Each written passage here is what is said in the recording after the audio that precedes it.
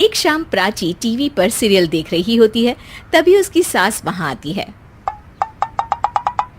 अरे सीरियल में तो ऐसे मग्न है जैसे आज रात का खाना पड़ोसी आकर बनाएंगे।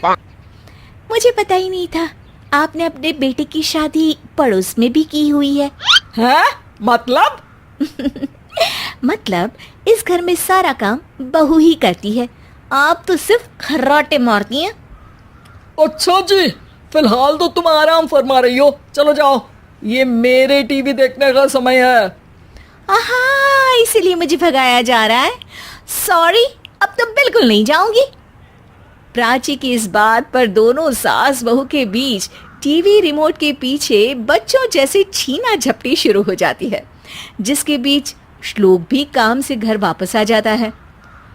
हाँ, आज मेरी चूहे बिल्ली की जोड़ी किस बात पर झगड़ रही है? अरे तेरे बीवी मुझे टीवी ही नहीं देखने दे रही। अरे तुम्हारी मम्मी मुझे खाना बनाने के लिए फोर्स कर रही है। अरे वाह, ऐसे बेतुके रीजन पर तो बच्चे भी झगड़ा नहीं करते। अरे मुझे कुछ मत बोल, सब इसने ही शुरू किया है।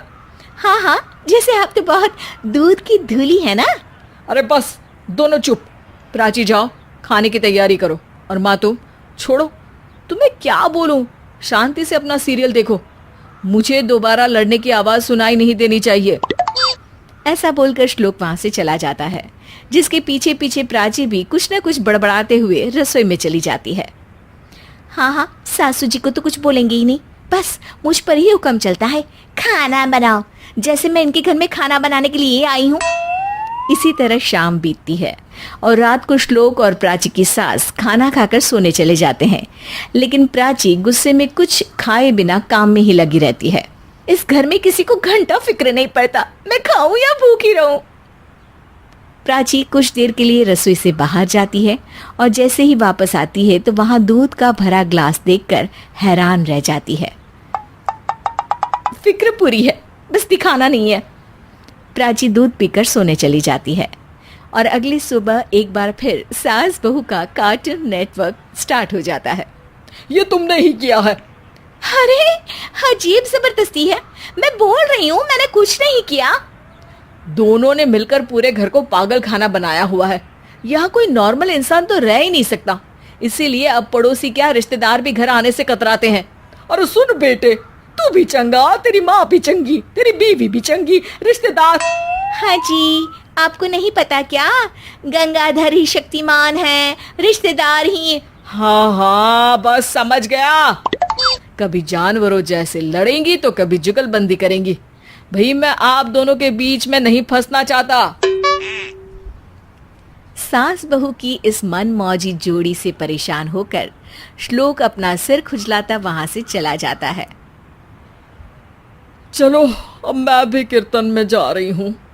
इस पर जैसे ही सास कमरे में अपना पर्स लेने जाती है तो वहां नाश्ते की प्लेट रखी देख मुस्कुराने लगती है और नाश्ता करके घर से बाहर निकलते हुए कुछ पैसे टेबल पर रख जाती है, जिसके कुछ देर बाद सिलेंडर वाला घर आता है।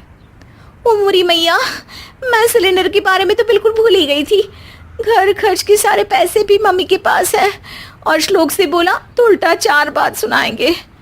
प्राची ये सोच ही रही होती है कि अचानक उसका चेहरा चमक उठता है और वो घर में आकर इधर उधर देखने लगती है।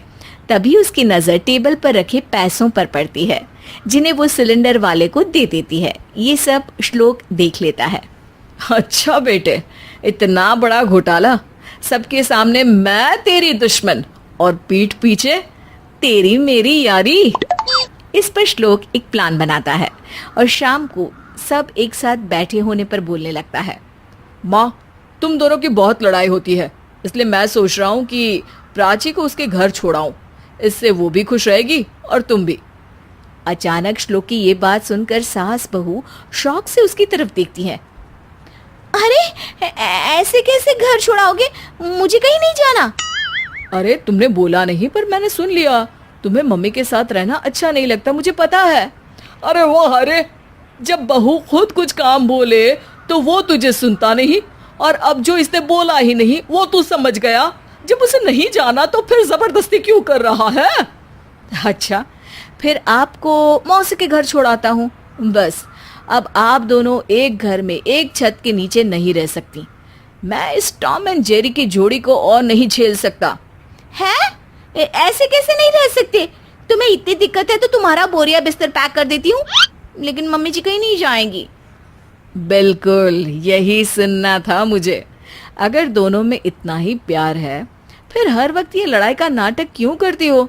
देखा मैंने कैसे माँ किचन में दूध रखती है और तुम उनके लिए कमरे में नाश्ता रखती हो, और कैसे वो पहले ही तुम्हारी दिक्कत समझकर घर में पैसे रखकर बाहर जाती है। अरे भाई, इतना ड्रामा तो डेली सोप में भी नहीं होता जितना तुम दोनों ने इस घर में फैलाया हुआ है।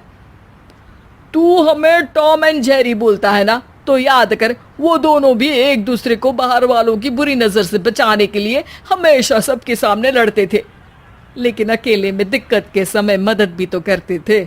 बस हमारा रिश्ता भी कुछ ऐसा ही है।